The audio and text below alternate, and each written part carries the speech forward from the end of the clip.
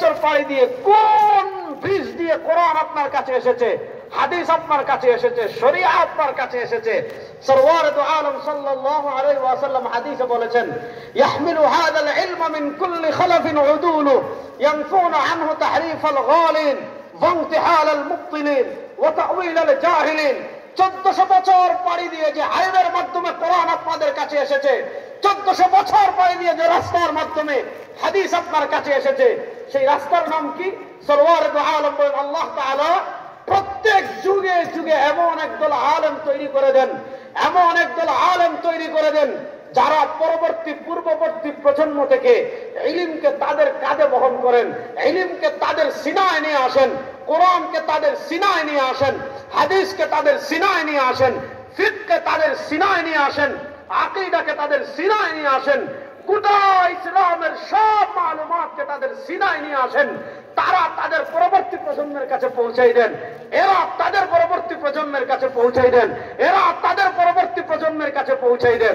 এভাবে 1400 বছর পাড়ি দিয়ে কোরআন আপনার কাছে আসছে আলেমদের মাধ্যমে, হাদিস আপনার কাছে আসছে আলেমদের মাধ্যমে, ফিকহ আপনার কাছে আসছে আলেমদের মাধ্যমে, গোটা শরিয়া আপনার কাছে আসছে আলেমদের মাধ্যমে। যদি আপনি আলেমদেরকে মাইনাস করতে চান, কিছুই থাকবে না। যদি আপনি আলেমদেরকে মাইনাস করতে চান, কিছুই থাকবে। খুব সহজ করে আমি বলি, আরো সহজ করে বুঝাইলে আপনারা বুঝবেন। আচ্ছা বলেন তো, ইসলাম ধর্মের সবচেয়ে বড় আমলের নাম কি? নামাজ। ইমানের পরে সবচেয়ে বড় আমলের নাম? আপনারা মাতি না মাতি বলেছেন সব, জুড়ে বলেন না। ইসলাম ধর্মের সবচেয়ে বড় আমলের নাম নামাজ। আচ্ছা দেখেন, আমি একটা মাসালা বলি, বুঝেন। আজকে যদি এখানে কেউ এই মুহূর্তে মুসলমান হয়, 8:30 বাজছে, 8:40, যদি কেউ এই মুহূর্তে এখানে মুসলমান হয়, আজকে এশার নামাজ পড়া তার জন্য ফরজ কি ফরজ না? মাতেন না? যদি কেউ এই মুহূর্তে এখানে প্রাপ্তবয়স্ক হয়, আজকে এশার নামাজ পড়া তার জন্য ফরজ কি ফরজ না? ঠিক আছে। এখন আপনি বর্তমান যুগে যেমন কিছু মানুষ বলে কোন ব্যক্তিকে ফলো করা যাবে না, কোন আলেমকে ফলো করা যাবে না, কোন ইমামকে ফলো করা যাবে না, কোন মুফতিকে ফলো করা যাবে না, কোন মুহাদ্দিসকে ফলো করা যাবে না, আমাদেরকে সরাসরি ফলো করতে হবে কোরআন এবং সুন্নাহ। ঠিক আছে।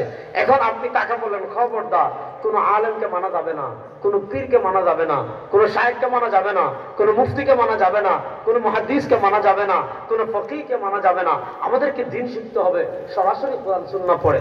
এবার তাকে বললেন, যেহেতু তুমি আজকে এশার নামাজ পড়বা, এশার নামাজ তো ওই এখন 5টা 5, 7, 8 দিকে ঢাকায় মানে সুবে সাদিক হয়, মানে 5টা 10 পর্যন্ত ফজরের ওয়াক্ত থাকে। তখন আপনি তাকে বলেন, এক কাজ করেন, এশার নামাজের ওয়াক্ত অনেক দূর আছে, আমি আপনাকে বুখারী শরীফ দিচ্ছি, মুসলিম শরীফ দিচ্ছি, তিরমিজি শরীফ দিচ্ছি, আবু দাউদ দিচ্ছি, নাসাই দিচ্ছি, ইবনে মাজাহ দিচ্ছি, মুয়াত্তা মালিক দিচ্ছি, মুয়াত্তা মুহাম্মদ দিচ্ছি, ইমাম আযম আবু হানিফার কিতাবুল আসার দিচ্ছি, ইমাম মুহাম্মদের কিতাবুল হুজ্জাহ আলা আহলিল মদিনা দিচ্ছি, ইমাম আবু ইউসুফের কিতাবুর রাদ আলা সিরাল আউজাঈ দিচ্ছি, ইমাম তাহাবির শরহ মানিল আসার দিচ্ছি, শরহ মুশকিল আসার দিচ্ছি, ইমাম আহমদ ইবনে হাম্বলের মুসনাদে আহমদ দিচ্ছি, ইমাম বাজ্জারের মুসনাদে বাজ্জার দিচ্ছি, ইমাম আবু ইয়ালা আল মাওসিলির মুসনাদে আবু ইয়ালা আল মাওসিলি দিচ্ছি, ইমাম আবু দাউদ তায়ালিসির মুসনাদে আবু দাউদ তায়ালিসি দিচ্ছি, ইমাম আবু বকর ইবনে আবি শাইবার মুসান্নাফে ইবনে আবি শাইবা দিচ্ছি, ইমাম আব্দুর রাজ্জাক আস-সানাআনির মুসান্নাফে আব্দুর রাজ্জাক দিচ্ছি, ইমাম নাসাঈর সুনানুল কুবরা দিচ্ছি, ইমাম আযম আবু হানিফার আপনার মুসনাদুল ইমাম আল আযম আল খাওয়ারিজমি লিল হারিসি দিচ্ছি, আপনাকে আমি ইমাম বাইহাকির সুনানুল কুবরা দিচ্ছি। এই হাদিসের 50টা কিতাব দিলাম। এই 50টা কিতাব দেখে 2 রাকাত নামাজ কেমনে পড়েন আপনি শিখে ফেলেন। খুব মনোযোগ দিয়ে বুঝেন। আপনাকে 50টা কিতাব দিলেও আমি 2 রাকাত নামাজের স্ট্রাকচার, 2 রাকাত নামাজের বডি, 2 রাকাত নামাজের অবকাঠামো তার করতে পারবেন না। কেন জানেন? এক হাদিসে পাবেন রুকুর কথা, রুকু কোথায় ফিট করবেন? আরেক হাদিসে পাবেন সিজদার কথা, সিজদা কোথায় ফিট করবেন? আরেক হাদিসে পাবেন সামিআল্লাহু লিমান হামিদা বলার কথা, কোথায় বলবেন? আরেক হাদিসে পাবেন রব্বানা ওয়া লাকাল হামদ পড়ার কথা, কোথায় পড়বেন? আরেক হাদিসে পাবেন সানা পড়ার কথা, কোথায় পড়বেন? আরেক হাদিসে পাবেন ফাতিহা পড়ার কথা, কোথায় পড়বেন? আরেক হাদিসে পাবেন তাশাহুদের কথা, কোথায় পড়বেন? আরেক হাদিসে পাবেন আঙ্গুল তোলার কথা, কোথায় তুলবেন? আরেক হাদিসে পাবেন দোয়া মাসুরার কথা, কোথায় পড়বেন? আপনি এক হাদিসে পাবেন রুকু, আরেক হাদিসে পাবেন সিজদা, আরেক হাদিসে পাবেন তাসবিহ, আরেক হাদিসে পাবেন ফাতিহা, আরেক হাদিসে পাবেন সানা। কিন্তু কোথায় কোথায় সংযোগ দিবেন? এখানে মাইক্রোফোন, এখানে লাইন, এখানে মেশিন, এখানে কারেন্ট, এখানে হরন। যদি ঠিক মতো সংযোগ না হয় মাইক বাজবে না। আপনি যেভাবে ইচ্ছা ভাবে নামাজ পড়লে হবে না। সরওয়ারে দু আলম সাল্লাল্লাহু আলাইহি ওয়াসাল্লাম নিজেই বলেছেন, সাল্লু কামা রাআইতুমুনি উসাল্লি, নামাজ পড়ো ওইভাবে যেভাবে নামাজ পড়তে দেখেছো আমাকে। এবার প্রশ্ন হলো, নামাজ আমাদের কাছে কেমনে এসেছে? মনোযোগ। আপনি নামাজ ইউটিউবের মাধ্যমে আসে নাই, নামাজ ফেসবুকের মাধ্যমে আসে নাই, নামাজ গুগলের মাধ্যমে আসে নাই, নামাজ ওই গাট্টি মুস্কা সাতপন্থী তাবলীগওয়ালাদের মাধ্যমে আসে নাই। নামাজ 1400 বছর পাড়ি দিয়ে আপনার কাছে কিভাবে আসছে? রাসূল করিম সাল্লাল্লাহু আলাইহি ওয়াসাল্লাম বলেছেন, সাল্লু কামা রাআইতুমুনি উসাল্লি, নামাজ পড়ো ওইভাবে যেভাবে নামাজ পড়তে দেখো আমাকে। নবী থেকে দেখে নামাজ শিখেছেন সাহাবীরা, সাহাবী থেকে দেখে নামাজ শিখেছেন তাবেঈরা, তাবেঈ থেকে দেখে নামাজ শিখেছেন তবে তাবেঈরা, তবে তাবেঈ থেকে দেখে নামাজ শিখেছেন আইম্মায়ে মুজতাহিদিনরা, আইম্মায়ে মুজতাহিদিন থেকে দেখে নামাজ শিখেছেন সালাফের ইমামগণ, সালাফের ইমাম থেকে নামাজ শিখেছেন খালাফের ইমামগণ। এইভাবে 1400 বছর পাড়ি দিয়ে আপনি ছোটবেলায় দেখেন কয়জনে বই পড়ে নামাজ শিখছেন আর কয়জনে মসজিদের ইমাম সাহেব দেখে নামাজ শিখছেন। বই পড়ে নামাজ শিখছেন কে কে দেখে হাত তুলুন তো। একজন নাইনি আর মাত্রই না দেখি ইয়া লাজারা হল রোজা মনে হয় আজকে নাকি দা আমার চাচাও তো আমার লগে আছেন দেখি, আর তো কেউ নাই, বাপ সব যা বুঝিয়া। আচ্ছা বলেন, ছোটবেলায় বুখারী শরীফ, তিরমিজি শরীফ, মুসলিম শরীফ, আবু দাউদ শরীফ, নাসাই শরীফ, ইবনে মাজাহ শরীফ পড়ে কোন আলেম দেখে শিখেন নাই? কোন আলেম আপনারা নামাজ শিখে নাই? নিজে নিজে কিতাব পড়ে নামাজ শিখছেন কে কে? হাত তুলেন তো। কেউ নাই। দেখেন নামাজটা আমাদের কাছে এসেছে দেখে দেখে। মনোযোগ। হজ, হজের ক্ষেত্রে একই কথা। নবী আকরাম সাল্লাল্লাহু আলাইহি ওয়াসাল্লাম নিজে বলেছেন, খুদু আন্নি মানাসিকাকুম। আমার সাহাবা একরাম দেখো, আপনি হজ এক হজে এক হাদিসে পাবেন আরাফার কথা, আরেক হাদিসে পাবেন মুজদালিফার কথা, আরেক হাদিসে পাবেন তোয়াফের কথা, আরেক হাদিসে পাবেন পাথর মারার কথা, আরেক হাদিসে পাবেন বিদা তোয়াফের কথা, আরেক হাদিসে পাবেন মিনা যাওয়ার কথা। কোনটা কখন কোথায় সংযোগ দিবেন এক দুই হাদিসে পাবেন না। এটা কেমনে এসেছে? দেখে দেখে। নবী কেমনে করেছেন? দেখেছেন সাহাবীরা, সাহাবী কেমনে করেছেন? দেখেছেন তাবেঈরা, তাবেঈ কেমনে করেছেন? দেখেছেন তবে তাবেঈনরা, তবে তাবেঈ কেমনে করেছেন? দেখেছেন আইম্মায়ে মুজতাহিদিনরা। এইভাবে 1400 বছর পাড়ি দিয়ে গোটা শরিয়া, 1400 বছর পরে আপনি টুপি পেয়েছেন, 1400 বছর পরে আপনি দাড়ি পেয়েছেন, 1400 বছর পরে আপনি নামাজ পেয়েছেন, 1400 বছর পরে আপনি শরিয়া পেয়েছেন, 1400 বছর পরে আপনি কোরআন পেয়েছেন, 1400 বছর পরে আপনি সুন্নাহ পেয়েছেন। অনেকে বলে আলেমরা কি করেছে? তোমার বাপের মাথা করেছে। 1400 বছর পরে তুমি যে ইসলাম পেয়েছো, এটা কাদের মাধ্যমে এসেছে?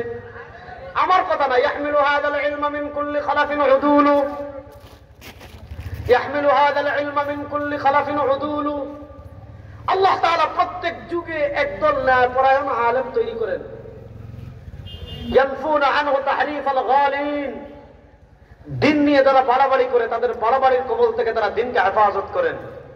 ওয়ান্তিহালাল মুবতিলিন, বিভিন্ন বাতিল ফিরকা ইসলামের বিভিন্ন অপব্যাখ্যা করে এটার থেকে ইসলামকে হেফাজত করেন। ওয়া তাকওয়িলাল জাহিলিন, মূর্খরা দ্বীনের অপব্যাখ্যা করবে, চূড়ান্ত বাতিল ব্যাখ্যা করবে।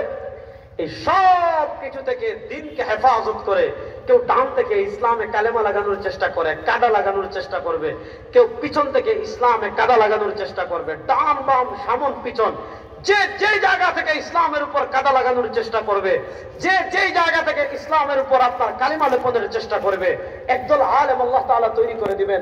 সব কিছু থেকে ইসলামকে হেফাজত করে পরবর্তী প্রজন্মের কাছে তারা দ্বীনকে পৌঁছাই দেন। এইভাবে 1400 বছর পাড়ি দিয়ে ইসলাম আপনাদের কাছে এসেছে একমাত্র আলেমদের মাধ্যমে। বলেন একমাত্র কার মাধ্যমে? এবার শুনেন, বুখারী শরীফে নবী করিম সাল্লাল্লাহু আলাইহি ওয়াসাল্লাম হাদিস এনেছেন। নবী করিম সাল্লাল্লাহু আলাইহি ওয়াসাল্লাম, ইমাম বুখারী হাদিস এনেছেন। নবী করিম সাল্লাল্লাহু আলাইহি ওয়াসাল্লাম বলেন, আমার উম্মতেরা শুনো, ইন্না মিন আশরাতিস সাআ, ইন্না মিন আশরাতিস সাআ, কিয়ামতের আলামতগুলোর ভিতর একটা আলামত হলো আন তুরফাআল ইলম। মনোযোগ। কিয়ামতের মৌলিক আলামত রাজির একটা আলামত হলো আল্লাহ রাব্বুল ইজ্জত ওয়াল জালাল দুনিয়া থেকে ইলমে দ্বীন উঠিয়ে নেবেন। ইন্না মিন আশরাতিস সাআ, কিয়ামতের আলামতগুলোর একটা আলামত আল্লাহ তাআলা দুনিয়া থেকে ইলমে দ্বীন উঠিয়ে নেবেন। এখন বুঝেন, আপনি বলতে পারেন হুজুর এত মাদ্রাসা আছে, এখন কোরআন শরীফ বাংলা পাওয়া যায়, নেটে পাওয়া যায়, ফেসবুক খুললেই হুজুরদের বক্তব্য, ইউটিউব খুললেই হুজুরদের বক্তব্য, ইন্টারনেটে হুজুরদের শত শত বিশাল বিশাল হাজার হাজার ওয়েবসাইট। আর্কাইভে ঢুকলে আপনি বাংলা কিতাব হাজার হাজার পাবেন।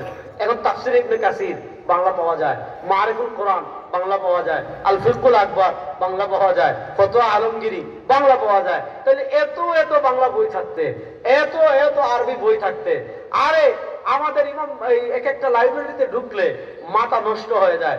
লাখ টাকা নিয়ে কিতাব কিনলে, লাখ টাকা লাখ লাখ টাকা নিয়ে মাক্তাবায় আমরা গেলে কিতাব কেনার জন্য গিয়ে দেখা যায় যে কি কিনলাম, মানে এত এত বই আছে। প্রশ্ন হলো হাত এত বই থাকতে, হাত কপি এত বই থাকতে, ফেসবুক ইউটিউবে ঢুকলে এখন হুজুরদের ওয়াজ, এত এত ওয়াজ থাকতে, এত কিছু থাকতে, ইলমে দিন আবার দুনিয়া থেকে কেমনে উঠবে? পয়েন্টটা বুঝেন? হুজুরদের বক্তব্য আছে ফেসবুকে, ইউটিউবে, গুগলে, বাংলা বই পাওয়া যায়, সব অনুবাদ হয়ে যাচ্ছে। আর ইলমে দিন কেমনে উঠবে? আমরা নিজেরা পড়ে শিখে ফেলবো, ইলমে দিন আবার কেমনে উঠবে? ইমাম বুখারী রাহিমাহুল্লাহ বুখারী শরীফের কিতাবুল ইলমে পরিচ্ছেদ প্রতিষ্ঠা করেছেন, বাবুন কাইফা ইউকবাদুল ইলম। নবী করিম সাল্লাল্লাহু আলাইহি ওয়াসাল্লাম বলেছেন, কিয়ামতের মৌলিক আলামতের একটা আলামত আল্লাহ তাআলা দুনিয়া থেকে ইলমে দ্বীন উঠিয়ে নেবেন। ইমাম বুখারী রাহিমাহুল্লাহ পরিচ্ছেদ প্রতিষ্ঠা করেছেন, বাবুন কাইফা ইউকবাদুল ইলম। আল্লাহ তাআলা দুনিয়া থেকে ইলমে দ্বীন উঠিয়ে নেবেন কেমনে? রাসূলুল্লাহ সাল্লাল্লাহু আলাইহি ওয়াসাল্লাম সেটার কাইফিয়ত বর্ণনা করেছেন, কেমনে উঠাবেন? ইন্নাল্লাহা লা ইয়ানতাজিউল ইলমা ইনতিজাআনহি ওয়া ইন্নামা ইয়ানতাজিউল ইলমা বিকবজিল উলামা ফাত্তাখাযান নাস রুউসান জুহালা ফাসআলু ফাফতাউ বিগাইরি ইলমিন ফাদাল্লু আদাল্লু। নবী করিম সাল্লাল্লাহু আলাইহি ওয়াসাল্লাম বলেন, আমার উম্মতেরা শোনো, ইন্নাল্লাহা লা ইয়ানতাজিউল ইলমা ইনতিজাআনহি, আল্লাহ তাআলা আলেমদের পক্ষ থেকে হেঁচকা টান দিয়ে ইলম উঠাবেন না।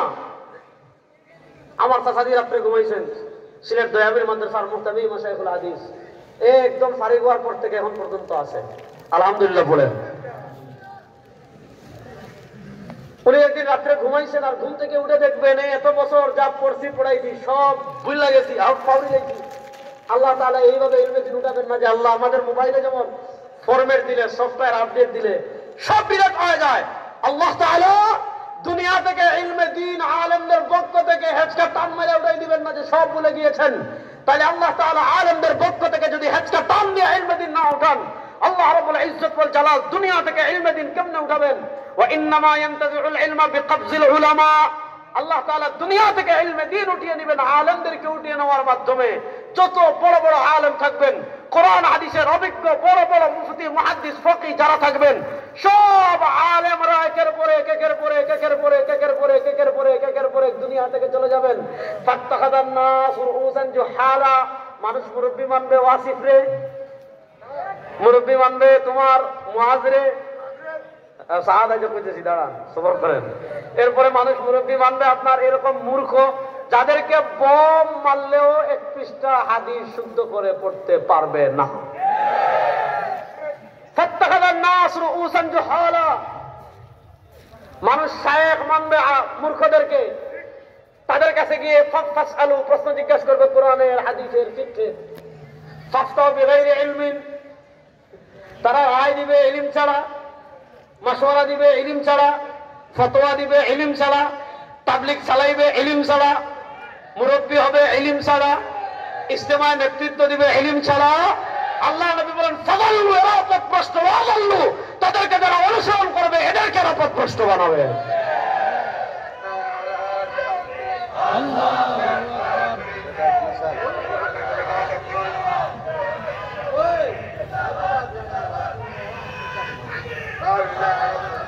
আপনি ধৈর্য ধরে ওয়াজ শোনা লাগবে, হ্যাঁ? আচ্ছা ইনশাআল্লাহ ইনশাআল্লাহ আলামতি পক্কা, হ্যাঁ ইনশাআল্লাহ। খুব ভালো মানুষ, আমি বহুত জায়গায় তান্ডে পাইছি পর্যন্ত, আলহামদুলিল্লাহ। খুব ভালো করে বুঝেন, তাই আল্লাহ তাআলা ইলমে দ্বীন উঠাবেন কাদের মাধ্যমে? আলেমদের মাধ্যমে। শুনেন, এই যে কোরআন হাদিস, এটার সব কিছুর সনদ আছে। আপনি হাদিসের সনদ টান দেন, আপনি ফিকহের সনদ টান দেন, আপনি তাসাউফের সনদ টান দেন। মনোযোগ, হাদিস যে সনদ দিয়ে আপনার কাছে আসছে, ফিকহ যে সনদ দিয়ে আপনার কাছে আসছে, তাসাউফ যে সনদ দিয়ে আপনার কাছে আসছে, আপনি 1400 বছরের সনদ টান দেন, দেখবেন সবাই আলেম, একজন আওয়াম পাওয়া যাবে। এখন বাতিল ফিরকাদের টার্গেট কি থাকে এটা ভালো করে বুঝেন। দুনিয়াতে আপনি যত বাতিল ফিরকা দেখবেন, দুনিয়াতে মানুষদেরকে পথভ্রষ্ট করার জন্য যত বাতিল ফিরকা আসে, সব বাতিল ফিরকার নাম্বার 1 টার্গেট কি থাকে? নাম্বার 1 টার্গেট থাকে যে যেহেতু কোরআন 1400 বছর পাড়ি দিয়ে আমাদের কাছে আসছে আলেমদের মাধ্যমে, হাদিস 1400 বছর পাড়ি দিয়ে আপনাদের কাছে আসছে আলেমদের মাধ্যমে, ফিকহ আপনার কাছে 1400 বছর পাড়ি দিয়ে আসছে আলেমদের মাধ্যমে, তাসাউফ আপনার কাছে 1400 বছর পাড়ি দিয়ে আসছে আলেমদের মাধ্যমে। এবার বাতিল ফিরকার টার্গেট থাকে কি? বাতিল ফিরকার টার্গেট থাকে ওই যে মূল পাইপলাইন রয়েছে, ওই মূল সংযোগ লাইন আলেম, ওই আলেমদের থেকে জনসাধারণকে বিচ্ছিন্ন করা। কারণ আলেমদের থেকে জনসাধারণকে যদি বিচ্ছিন্ন করা হয়, গাছ তো হইল উপর, গাছের যদি শিকড় না থাকে ওই গাছের কোনো দাম নাই। সব বাতিল ফিরকা চায় শিকড় থেকে জনসাধারণকে বিচ্ছিন্ন করতে। এবার যদি দেখেন তাবলীগের নামে কেউ আলেমদের থেকে বিচ্ছিন্ন করতে চায়, যদি দেখেন কেউ রাজনীতির নামে জনসাধারণকে আলেমদের থেকে বিচ্ছিন্ন করতে চায়, যদি কেউ দেখেন সহিহ হাদিসের নামে জনসাধারণকে আলেমদের থেকে বিচ্ছিন্ন করতে চায়, যদি দেখেন কেউ রাজনীতির নামে জনসাধারণ থেকে আলেমদেরকে থেকে জনসাধারণকে বিচ্ছিন্ন করতে চায়, আল্লাহর জাতের নামে কসম করে বলি, যারা এই জনসাধারণকে আলেমদের থেকে বিচ্ছিন্ন করতে চায় এরা ইবলিস এবং শয়তানের দালাল ছাড়া কিচ্ছু না।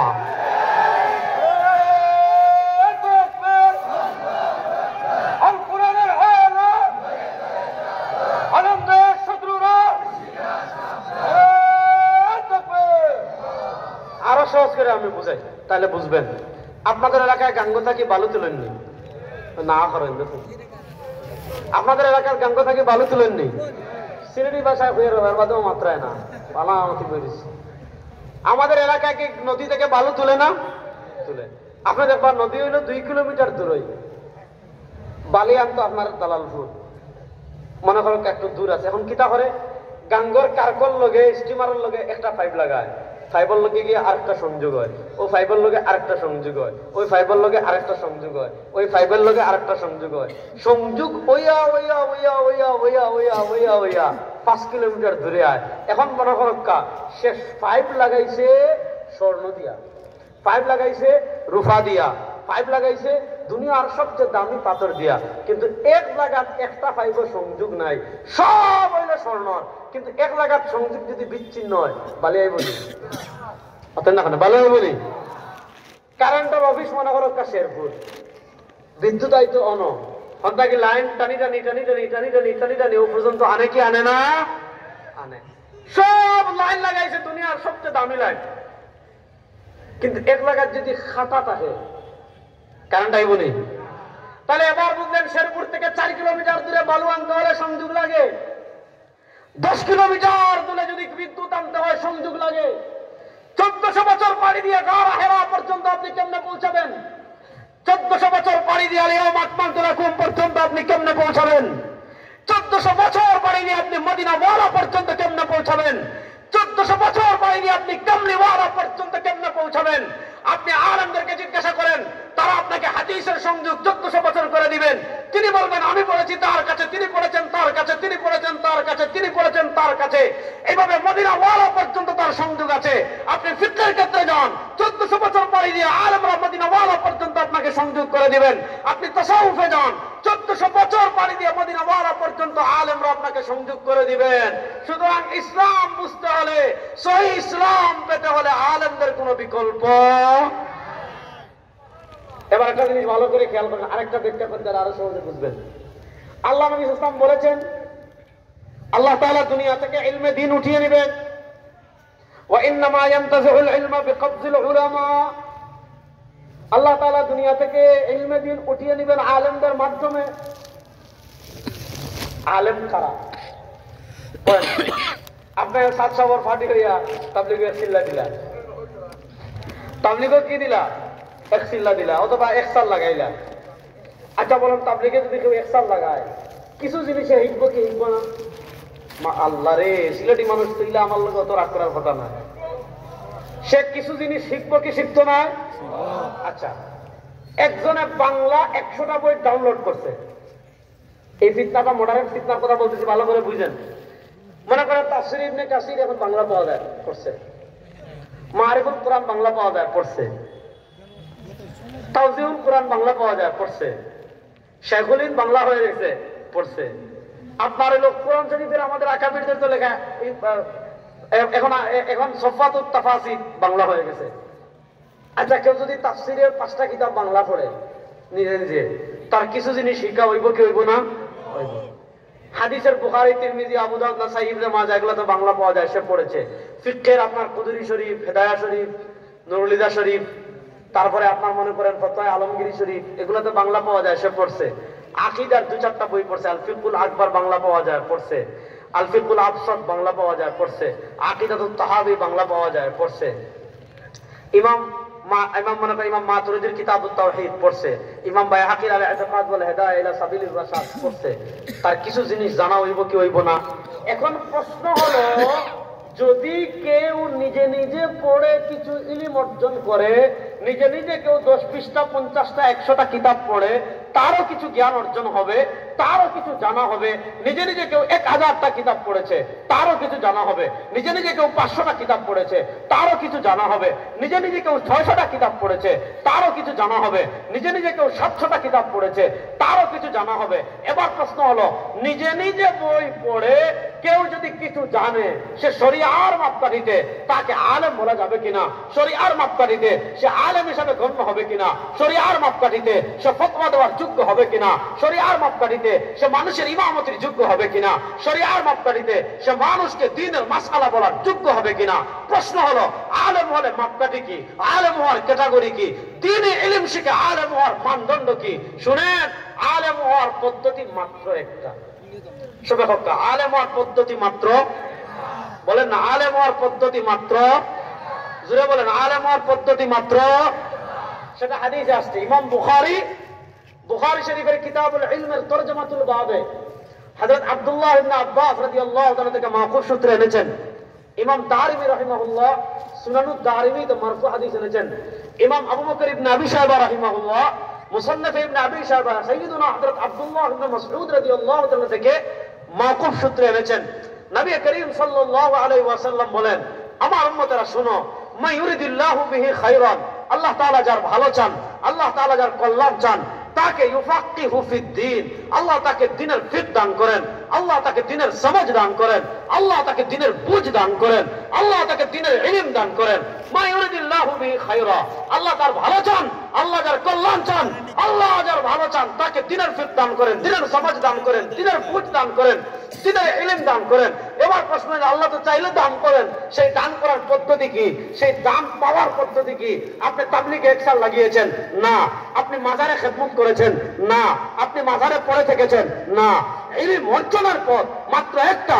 সরওয়ারে দু আলম সাল্লাল্লাহু আলাইহি ওয়াসাল্লাম বলেন, ইন্নামাল ইলমু বিত্তাআল্লুম, ইলম শিখে আলেম হতে হলে আপনি উস্তাদের সান্নিধ্যে গিয়ে, আপনি শেখের সান্নিধ্যে গিয়ে, আলেমের সামনে গিয়ে হাঁটু গেড়ে বসে কিতাব পড়ে যারা ইলম শিখবে, তারাই হবে আলেম। আর যারা 2-4টা বাংলা বই পড়ে এক চিল্লা লাগিয়ে যারা আলেমদের পিছনে ভুল ধরবে, আলেমদের বিরুদ্ধে করবে, এদের চেয়ে বড় ইবলিস শয়তান আল্লাহর জমিনে আর কেউ নাই। ইনশাআল্লাহ আল্লাহ তাআলা নেক হায়াত দান করুন।